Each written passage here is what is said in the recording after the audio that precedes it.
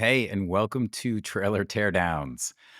Today, we are going to start off with a debate that Angel and I have been having offline. We're going to bring it online. And that is what makes a movie a horror movie and what makes it a horror comedy?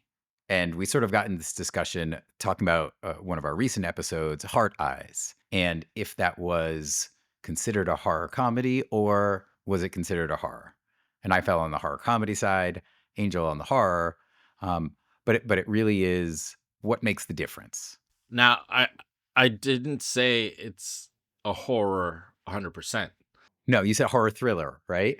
No, no, I said my what started this in terms of, trying to write up the description for the episode.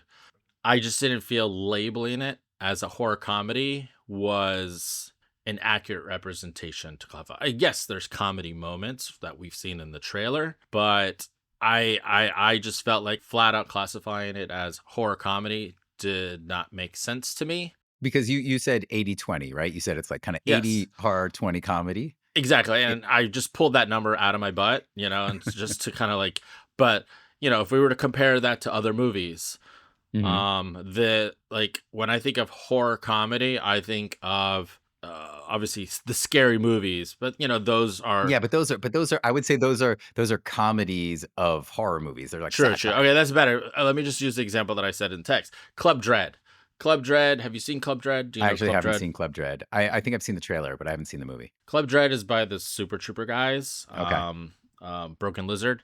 That to me is a true horror comedy.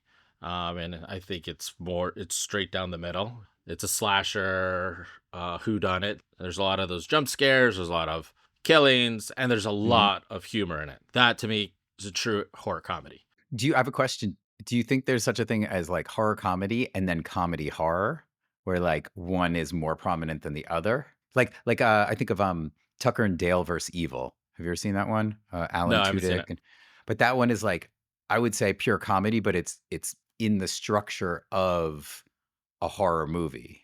It's like, oh, these people go to a cabin that was clearly a serial killer's, and then it's like, oh, these kids think that these hillbillies have kidnapped their friend and they've got to save them. But you're seeing it from the hillbilly side, and so they're not at all doing that. But it's definitely framed in this like horror kind of genre, and there are a lot of deaths in it and things like that. Yeah, no, I mean, I don't know. I've never actually classified anything as like a comedy horror.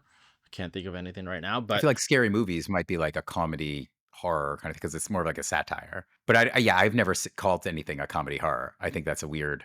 It just doesn't flow off the tongue well. I think like this again. I haven't seen the movie. We're only basing this off the trailer.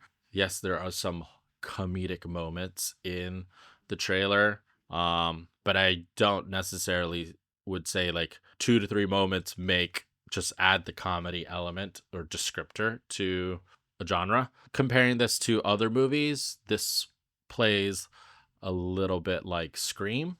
I don't classify Scream as a horror comedy. I classify it as a horror. There is a lot of comedy in it, but I don't think it's I would not classify that as a horror comedy. I don't know what other people would. If we're going Gremlins. by if we're Gremlins, going would you classify as a horror comedy? well, hold on, let me finish my thought here. Like if we're going by IMDb, which you tried to throw out, as a source, like, and I believe you were saying Scream is a horror comedy. IMDb does not classify Scream as a horror comedy. Classifies a dark comedy. So does it classify it as a horror? Yes, it classifies it a Okay. horror. Okay. I was just curious. But like it throws in a bunch of genres there. I mean, it's like slasher, whodunit, mystery. Like I think like if you're gonna find this movie in the section, where are you gonna find it in the video rental section, right? But that's why horror comes first. You got horror comedy. You've got. True. I Yes. feel Yes. like there's Yes. like gore porn is very horror like But yeah, that's a over that's excessive. a subgenre. I think it's horror. I think Right, so. right. It's a Like, subgenre. I think similar to horror comedy. Like you have the comedic ones, and then mhm. you have the more pure slasher. Yeah. Uh, I think again we're basing this off a 2 minute trailer. yeah. Like I if anything, I would say like it's a dark comedy. Like like Yeah, I would say that, but again, like, I don't know, I just would feel I unless until I really see it, right now I would just say, oh, it's a horror movie. I would not classify it as a horror comedy. But you'd classify it as a dark comedy, so comedy is No, in I there. wouldn't. No, because I feel like dark comedy is a little bit different. Yeah, I feel yeah, no, like that's dark true, it is. comedy. I think there's more I think Scream is much more dark commenting. comedy. Yeah, I feel But like with dark comedies, you're sort of like commenting and sort of doing a little bit of satire there too, as well. I think it's more I think for me, dark comedy is more kind of like caricatures who are part of it, and then that is where some of the humor comes in, while a horror comedy to me is a horror that has actual comedic moments built into it. Yeah, even if we were to like go to like another genre, like action, there's a lot of action comedies. There's a lot of just True Lies, action comedy, yes? I wouldn't classify it as an action comedy. What? What? Okay, this is the fundamental difference of where we draw the line on comedy. Again, there are comedic moments in it. There are some funny moments, but I would not go out and say great action comedy, True Lies. Like, I would. It is a great action comedy. would you Oh my gosh, classify okay. The Yeah. Rock as an action comedy? No, It I'd is classify that very, as I classify as action, and it's it's got a very few funny. jokes. Yeah, but the humor that in the jokes are actually the characters making a comment that is a joke rather than comedic moments, I think. That would be my argument. Like, I think there's a difference between characters trying to be funny or being funny and then comedic moments, and that would be the difference for me. So a comedic moment makes it a comedy. Makes it more comedic. Yeah, yeah, makes it more comedy. Like my reference in Hard Eyes trailer, when they're in that bathroom moment, which I talk about in the episode with being kind of weird, where it's almost a comedic, like, he smiles and it's like, "Oh, this date is interesting," and he's like, "You okay?" And then the knife moment through, like, it's not a normal moment, it's kind of built to be a comedic moment, but he doesn't like, him saying "Is she okay?" is not a joke. So I call that a comedic moment. But then, like, but then you're the couple toward the end of the trailer, like, oh, don't get killed. I forget exactly what they Yeah, yeah, say. yeah. Like, So, that's a I think joke. well, but they're are they saying I mean, I don't know what yeah, I don't know the circumstance. Yeah, it's that one's hard. I think this is why I think this is an interesting debate. However, I feel like we should also jump into the But actual it's interesting because, like, this Yep. movie, I'm curious to hear what you think this is, Oh, genre definitely. wise. So you were listening to Trailer Teardowns, where we take a trailer and discuss the nuances within it that make us want to see it or take a hard pass. I'm Evan Bass Zeisel, joined by Angel Acevedo, and today we're discussing the trailer for The Monkey. Lots to discuss in this one. And again, like, going back to our genre debate, I feel like we could debate this one as well. Well, yes, I think it'll be interesting because I'm going to throw. So when Angel first proposed this trailer, he said, "I'm curious what you think of it," and you didn't know this was based off of a Stephen King short story, right? Initially. Initially, yeah. Like, there have been 3 trailers to this, 2 teasers and then this full trailer, which were, this is what we're breaking down. So, I may have missed it initially on, like, the first teaser that it referenced, it's based on a Stephen King short story. But yeah, that was, going in and hearing about the movie, just did not know that.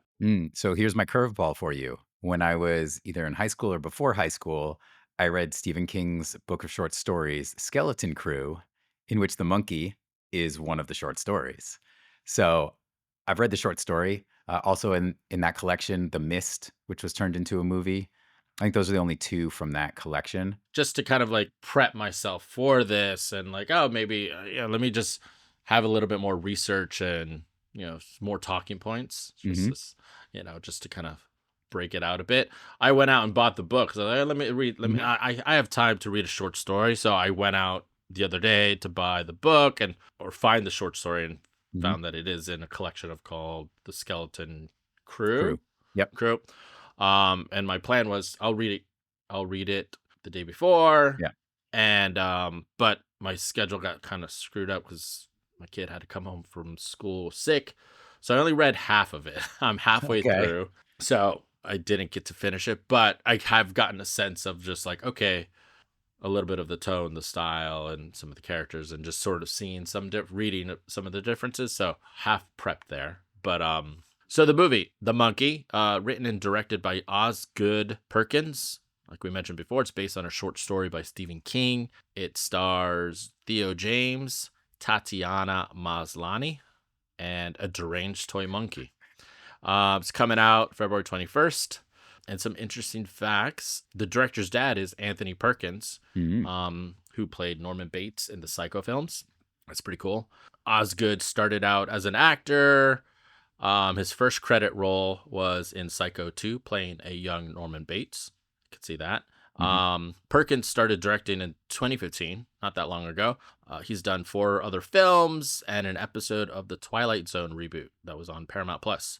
I've personally only seen Longlegs, which came out last summer. I heard that was good. I did not see it, but I heard it was disturbing. It is disturbing. I liked it.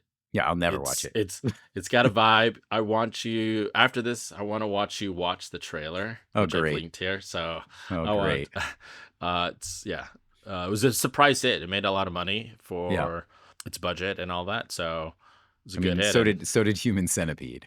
I can see that. But and yeah, he's turning around another movie pretty quickly. So The Monkey. Yeah. So, instant thoughts. I mean, you have a background on already the narrative, the story. So, Well, trailer wise, what'd you think? I thought it was well done, given the fact that it's a very high concept premise, as it were. You have a monkey, it plays the drum, and people die. And it can't. It's similar to like the Jumanji box that you throw it away and it comes back. Like the monkey keeps coming back no matter what you do to it, and wherever it goes, it brings murder. And I thought they did a good job of showing a lot of different ways that it's killing people. And then I thought they did a good job of laying in a little bit of the protagonist and the backstory with the brother and their quest to destroy this thing because it's essentially haunting them. I'm curious how how they made it into a feature.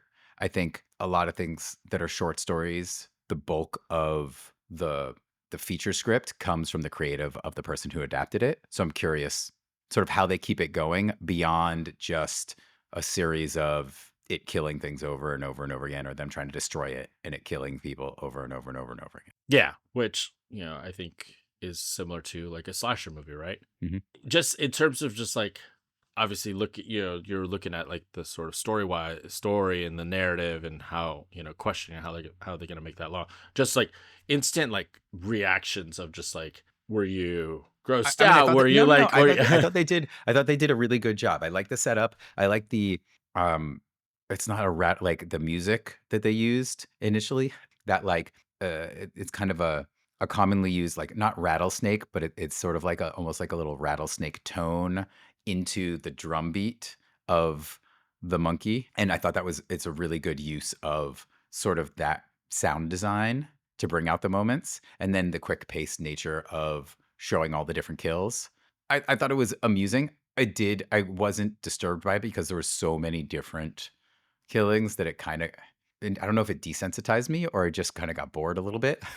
But yeah, I don't know. What about you? I thought it was I thought it looks bananas. No pun intended.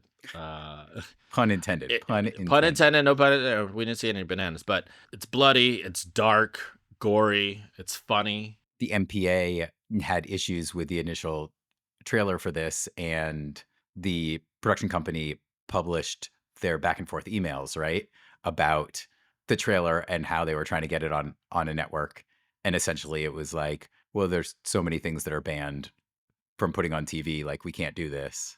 And they came back, right, and they were like, oh, well, tell us which one, like which moments, and we'll try and adjust it. And the network came back and said every single moment. Yeah, there was two things that Neon posted, and I think it's just great advertising. So one, they posted feedback from the MPA for the trailer, which is this trailer, and their notes for whether or not it's approved for theaters. And they just listed out all these time coded flags regarding anything, everything that happens in there. So basically, in its current form, this would have to be a red band trailer, and it could only be shown in front of R-rated or NC-17 films in theaters. If they wanted to keep all this intact, to get it in front of a green band, it would need to be heavily edited, and some of the notes that they call out. To give a quick sense of it. So at 23 seconds in, 32 seconds in, 55 seconds in, also at 55 seconds in, at 53 seconds in, at a minute and 17 seconds in, a minute and 37 seconds in, a minute and 41 seconds. There's like 20. It's like almost every 5 seconds there is a note. Yeah, it's great. And like they just didn't hold back in this trailer. And I'd be curious to see what a green band trailer would look like, because It's just the monkey. It's just the monkey playing, and that's all you see. yeah, it's just the monkey drums and just reactions of anyone not covered in blood. There's one note here that's redacted, 141. I really curious what it is, if it's in there. But it's pretty cool to see that. And in addition, and then the other thing the Neon posted was an email thread with what I'm guessing is presumably the S&P Standards and Practices team at a network. They've producers or the marketing team for Neon have given them a TV spot to show to see if there were any notes regarding it and whether or not it could be broadcast. And the back and forth is pretty funny. Basically, the network is saying the spot would not be permitted any programming on blank network or any blank digital programming. Again, they're just blocking out who the network is. And then the creatives or the marketing team are asking like, oh, what can you outline the exact issues? And they would do that normally, the network says, but it's pretty much every scene in the spot. Yeah. That's the quotation. It's pretty much every scene in the spot is excessively violent with blood splatter, graphic images, severed heads, redacted, Yeah, etc. and so it's like they're like really playing up how gratuitous this movie is, and I think that's pretty cool. And so yeah, and we see it. And this obviously is a red band trailer, though, for the internet, everything's fair game. You could show whatever. They don't need to post a red band. But yeah, I again, my like quick reactions, I think this looks bonkers. It's got a lot of blood, and there's obviously some dark humor to it, and I think it works well. Especially after halfway reading the short story, you don't really get that dark humor. It doesn't come out to me in the reading. No. I think it comes off as a horror in the short story, like or disturbing. I don't even know if it's horror. It's just like, oh Yes, man. and I think like this again. I've only seen one other movie from Osgood. Disturbing is like his thing, and I also like that in the trailer they advertise it as a new trip from Osgood Perkins, because they obviously want to capitalize on the success he had with his last movie, Longlegs, which was Mhm. a trip. It was super disturbing. Definitely not funny. This skews more humorous Mhm. in a dark way. I will say, ironically, to me, one of the more disturbing moments of this entire trailer comes at a minute and 55 seconds in, when you get this stripper coming down, and it's the monkey. And it's like the monkey's head on a stripper body. And I'm like, I don't know what's going on, but like it's now stepped up a level of Yeah, craziness. that's a big what is going on there. And I think that just plays into this is gonna be a trip, like and just like who knows if that's just like a real thing. I don't know. It's just like it's kind of bananas again, just to use that again. The monkey itself looks super creepy. I think it's well done by the props and production design team. And I think it's also really good because, and correct me if I'm wrong, because it's been a while since I've read this short story, but the main feature of the monkey is it kind of sits there with its weird grin, and then it starts playing. And once it starts playing is the bad part. But it's like, that's essentially it, right? Like it plays, and then in the short story, like try and get rid of it, and it just keeps coming Yes, back. obviously there's some differences. The monkey in the short film or the short story has cymbals, Mhm. whereas in the movie he has a drum. So there's a difference there. But yeah, when he's in the story, when the monkey's like playing the cymbals, it's alluded that something's gonna happen or something Yeah. has Oh, yeah, because happened. sometimes in the story, it happens elsewhere, Yes, right? yes, yes. Like, It's not they're there, necessarily. and it's not right in the moment. Yeah, so that's different. I'm curious if the movie is just gonna be like whoever's nearby, something happens to that person because like Yeah. I mean, that's what it seemed to be with a lot of the imagery in the trailer is nearby, and I think, interestingly for me, the short story, the thing that was most disturbing about it is, 1, you can't get rid of it. It keeps coming back, and 2, whenever it plays, because it could happen anywhere, something that you care about, like, dies or gets hurt, and you can't stop it. And so just hearing it, it's like, I'm gonna have to wait to find out what happened that like, bad. This one, the movie, it seems like it's all right there. I mean, it starts with the woman opening up the thing, and it also seems almost like it's triggered by the brothers or the main brother. Mhm. As in that opening of the trailer, they're auctioning off his parents or getting rid of his parents' stuff because he apparently probably passed away, and he's like, "Oh, was there a monkey in there?" And she's like, "Oh, whoa, um, as a family toy. I'm sorry." And then the monkey is there, and then it goes into like shooting. We think it's her because of the blood he gets covered in, but it means during the whole process of getting rid of stuff, the monkey didn't kill anybody until Theo James's character shows up. In the short story, Stephen King writes the characters as if like they're like drawn to the monkey and want to wind it. Mm, Like there's like this just subtle feeling that like, oh, I want to wind the monkey, but they're trying to resist because they know what something may mhm. happen. So wondering if he's going to play up on that. Going into this, you knew like, oh, this was based on a short story, and we're going to find out that this is not exactly one to one to the short story, Oh, of but like it's course. a great concept, and being able to just sort of take this loose idea that there's this monkey terrorizing this family for years and causing death, like how do you make that into a movie and without it being sort of like repetitive. Mhm, mhm. It's a good concept, and the I could see this easily being just like a straight up horror, just straight horror, but I think with what the director's doing is kind of taking it and sort of put it on its head and making a little adding that dark humor. Mhm, I would mhm. not call this a horror comedy. No, no. I I think agree. it's definitely, but it has a lot of comedic moments, right? But I think it's more this dark humor and dark Yeah, yeah. comedy. I think it's obviously not taking it too seriously, just playing up the deaths and Well, and just the things. music choice is great. Once the music, it starts off, and with the switch to the music of like "Let the Good Times Roll," you get this completely opposite what is actually going on, where it's not good times and Yeah, at all. At least not for anybody other than the monkey, maybe. yeah, it's a good contrast, and I think that's clever there. Like you could have easily put in just sort of just ambient Hmm, score hmm. and just these like just scary type music to like do that, but like adding that just heightens up the like, okay, this is gonna be just a bloody good fun. Yeah. Well, and it was interesting editing too, right? Like, it wasn't the slow build that you often get in a lot of horror movies, where you have, jump moments, or there's certain jump moments or longer scenes.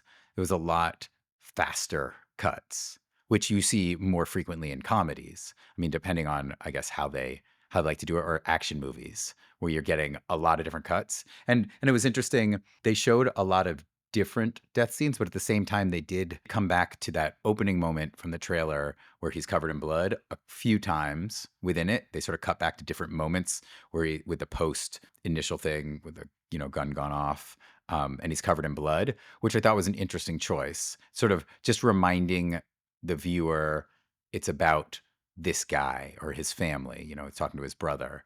You see, I think, younger versions of them, that you get this reminder. You get all this action stuff, but then the reminder, it's not just about the monkey, it's about him, which I thought was interesting, and a way to guide the audience to feel a certain way. Yeah, there's a lot of deaths. I kind of noted like all of them. There's the woman at the beginning, Mhm, the girl jumping into the pool mhm. who we presume she gets electrocuted, the pawn shop guy. Bowling ball in the head. Yeah, the bowling ball in the head. That was so fast. It's alluded in the MPA notes that it's a kid. Oh, which geez, is kind yeah. of I gruesome. mean, there's a lot of things. There's, hibachi something, maybe the mom Oh yeah. dies. Yes, There's something yes. like, And pulling a cloth away from something, and there's, like, a lot of guts. I don't oh even know yeah, what there's that just was.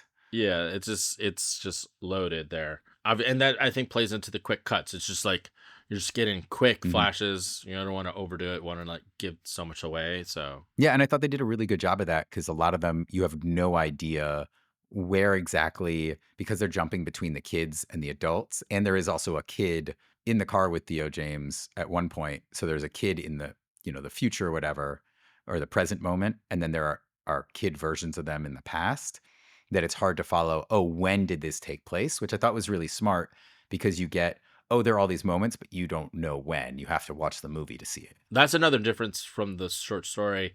In the short story, the brothers are not twins. Wait, did I miss that they're twins again? I did that with Oh, in Sinners. this, Is this one of they twins? yes, they're Alright, good to twins. know, So good to so know. Theo James plays Both. twins, Gotcha. but also the narrative of the short story it's from the perspective of the other brother. So the two brothers are Bill and Hal, Mhm. and Hal is who calls Bill in this movie and saying, "Hey, the monkey's back, Yeah. and it needs to be vanquished." I thought that was a funny line. Yeah, yeah, yeah. Oh, it's very, like, Heart of Darkness-esque. Yeah. So yeah, there were some differences there. So This is in the genre of sort of pushing different limits that we haven't seen in a while. I feel like people are getting more creative in some of the films, which is nice, like, instead of just, "Oh, we're getting another superhero movie," and we know the beats that that's gonna fall under. I feel like, and maybe correct me if I'm wrong, I feel like the horror genre is kind of pushing the boundaries once again into interesting new spaces, which is nice to see because it has kind of an indie feel. And maybe it's because you can make these movies for a little bit cheaper now, or, compared to the big action movies. But this one's got a lot of CGI with the monkey. So who knows? you think that monkey's CGI? I think it's a actual prop. I don't know. I mean, the stripper with the monkey head, is that like a actual stripper with a prop monkey? I don't. Yeah, that's a good question. Yeah, I don't know. I I mean, assumed it was a mix of practical and a little bit of CGI because, like, I think it moves a bunch, but maybe it's all practical. That'd be cool. yeah, I mean, if the monkey itself moves, maybe, but I mean, I could see that being a puppet. Hmm.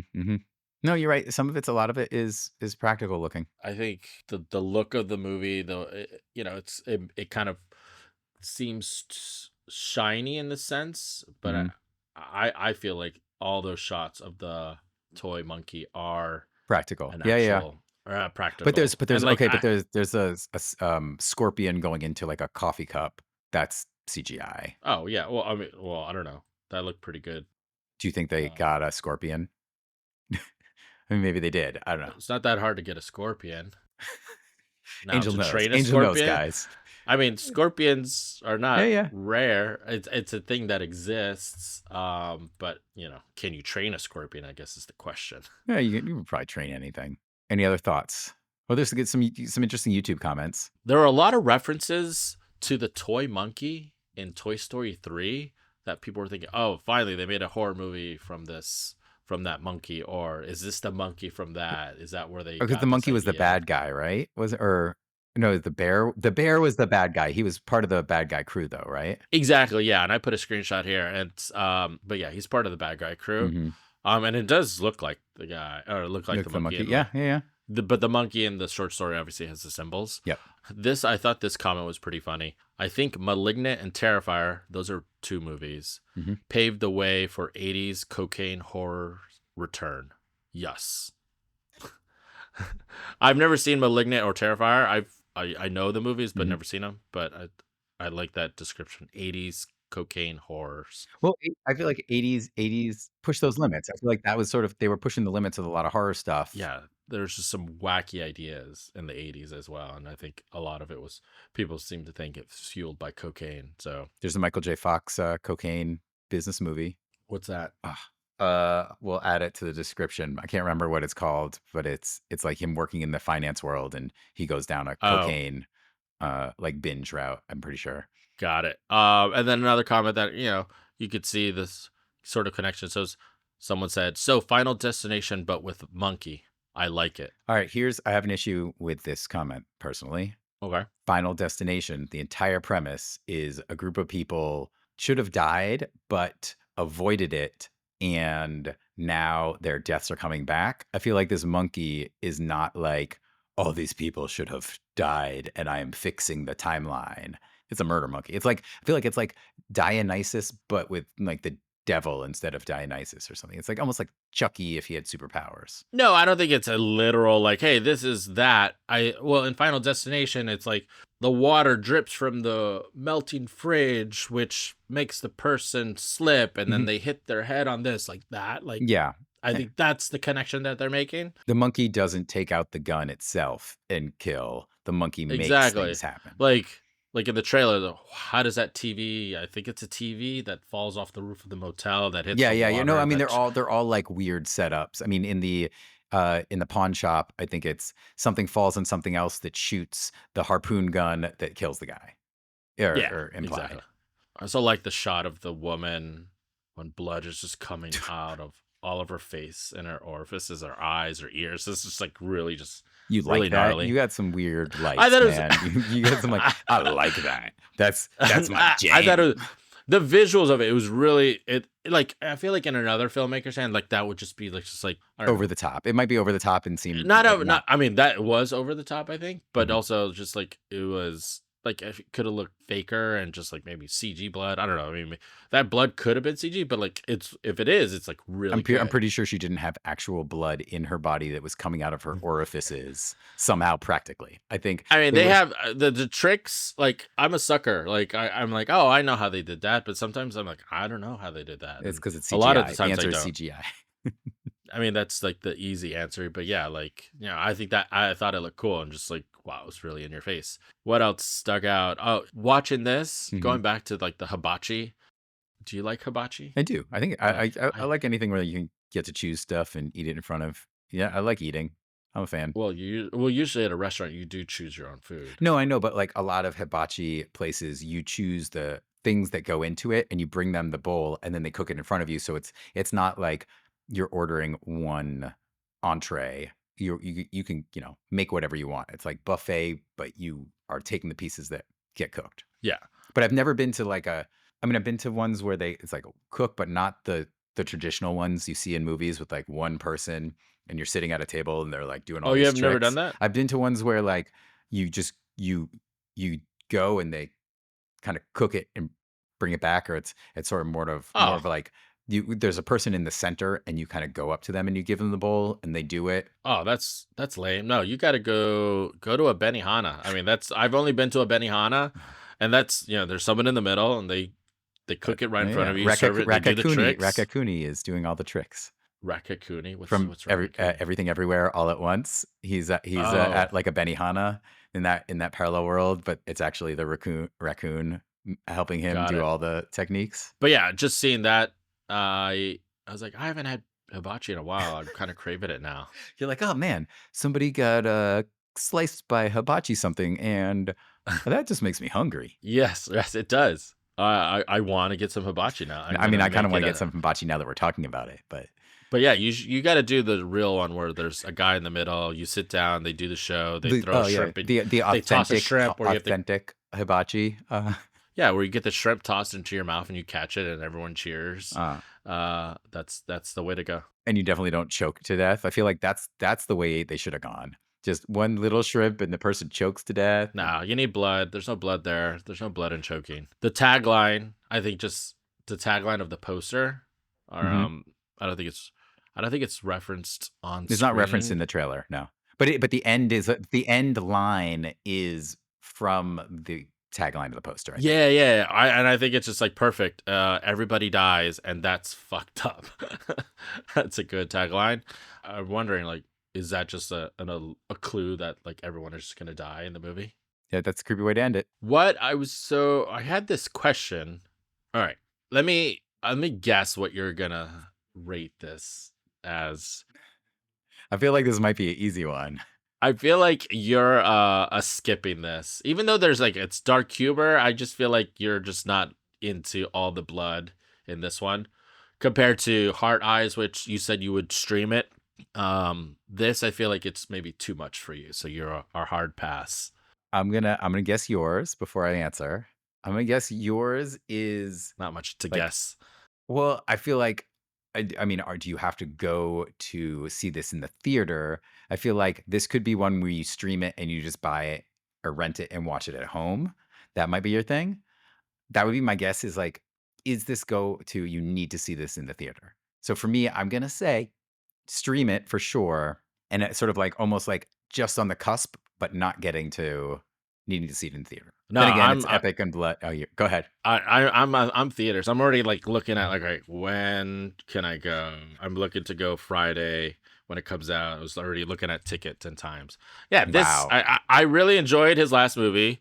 Hmm. This one, it's not like a repeat of like what he's done before. It's got like that Hmm. dark humor, looks super gory and bloody. Again, I probably sound like a sadistic person, if people listen to this and the Hard Eyes episode. Like I think it looks fun and wacky and zany. Hmm. I think it's gonna be a good time in theaters with an audience. So I am definitely there opening weekend. Wow. I'm using up all my opening weekend numbers. As discussed in one of our last episodes, I'm pretty sure your opening weekend number just gets higher and higher the longer the year goes. Yeah, so what did we say? What's I the think you said tally? like Okay, so I'm six or I- I'm six or s- eight, and I think we're already at like five.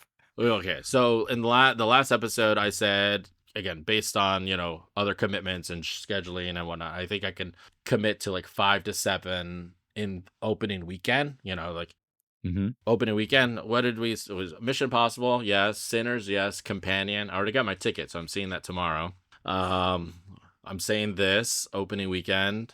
What else do we have? Hard Eyes. You That's seeing Hard four. Eyes? Yes, but I said I wouldn't. Did I say I would see that opening weekend? I I can't think I remember. did. I think you Yeah, did. so five. I already hit. That's five. Crap. Yeah, you're uh, and it's January. It's Jan- January well, the movies don't all come out; they're spread out. over the So, next two but yeah, months. Yep. true. But if we're looking at this is what our ninth recording, like I'm over 50% on like Yeah. seeing them over an opening weekend. So yeah, I've already hit my quota, the minimum. I'm gonna say for me on this one, I'm gonna put it as a if nothing else on. It's not a I'll completely avoid, and I'm definitely not gonna jump on and stream it.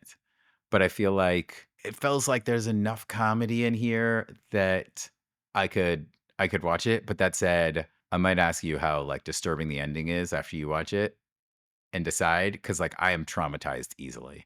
Like I just like if this movie ends and like the monkey just kind of like waddles off or something creepy and everybody's just dead and there's no way of stopping it. Like, do I really want that in my head? Do I really, and then, like, and then, then you're gonna send me like some toy monkey like this, and I'm gonna freak out. So Oh, you would that's a what? great PR thing. They should so send monkeys out just randomly to addresses. Oh yeah, in a Oh God, box. that'd be so disturbing. I would totally. Yeah. I would want one. I'd put it on my shelf. God, I would do. God, like yeah, not a chance. I would ever, yeah, want one. Oh man, Yeah, I think that fits. I'm surprised you said you would even put it on, but like you could like with your philosophy on that, you would just stop it and then just like come back to it if it's too yeah, yeah, intense. yeah. But this is no. I would like. I would still ask you first after you've seen it. Okay. I would I- be okay with spoilers in this case because I don't want to, yes, have Now nightmares. so Okay. now that we know your rating, again, we know where your stance on this movie. I wanted to ask, who's your favorite director or your top two favorite directors? Like where you're like, Ever? yeah, like the directors that you love they have a new movie coming out, you're seeing it. Uh, Assuming that's your stance, or it's not do you kind necessarily of like all, it's not necessarily director based, but I'd say like Taika Waititi, like his movies, I think I enjoy his comedic take on things. And I think he has done a lot with a lot of different genres. And, they're not all, hitting the ball out of the ballpark, but from Jojo Rabbit to his Thor, like he just he does some fun things. and maybe you don't have like a director that you prescribe to, like you see They have a new movie coming out. You're like, all right, my ticket's bought. I don't need to see the trailer. I'm there, whatever, for whatever reason, No, yeah, I regardless don't of do what that it with is. directors. I think I just watch the Okay. Okay. trailer or I know what's going on with it, and then I'll decide. Because sometimes it's the actor. Uh, Yeah. Sometimes it's sort of how the feel of the trailer if it convinces me. And I do a lot of I'll start watching a trailer and then I'll stop it after 20 seconds because I know I want to watch it and I don't want to see any spoilers. And so then I'll be like, "Oh, okay." Like that'll make me do it. But I don't think I have like an actor that I'll always go and see, or a director that I'll always go and see, or even a writer that I'll always go and see. But I think I'm influenced by all of those things. If there's a combination that I'm like, well, I've liked this movie from this director and this movie from this writer and these actors I like, and they're all together. That seems like it would be a good combo. Yeah. What about you? The reason why I asked again is just to kind of go back to sort of like the philosophy of our show, right? It's like what gets you to go watch a movie, and there's a Yeah. variety. Everyone has a variety of reasons. So I was just curious. You didn't really go where I was hoping. So my next question is: so if Taiki directed this movie, would you have seen? You'd be like, I'll see it in theaters. Well, I think if he directed this movie, it'd be a very different movie. True, it would be. It would be. It's not a one to one. It's just I was trying to get to the I point like, would oh, be would you if he see? directed this if he directed this, or say like Josh Rubin, who, Hard Eyes, I think that would make me look at this a little bit more closely oh, I don't think it's going to be the standard try and just scare me movie. It's going to be have some humor in it that's really the underlying feature.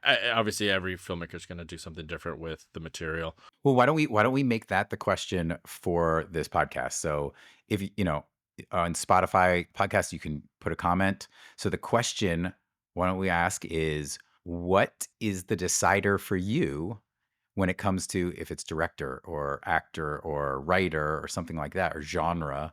Is that a factor that makes you want to go to the movie? So that if it's this director, you're always going, and who is that going to be? Or if it's this actor, like some people are just Dwayne Johnson fans and they'll go see everyone, or Tom Cruise fans because they know it's going to be a certain type of movie. Like, is that what gets you out that supersedes anything about the trailer? Yeah, no, it's a good question. Everyone, I imagine, has a different take, Yeah, yeah, on that. People are like, I'm a genre person. I'm just gonna see every horror movie, or I'm seeing Tom Cruise do whatever, and I'll buy that ticket.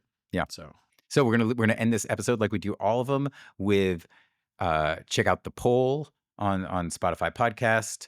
Are you going to see this movie? And answer that. And you now know where I stand and where Angel stands. And always curious where you stand. And thank you for listening.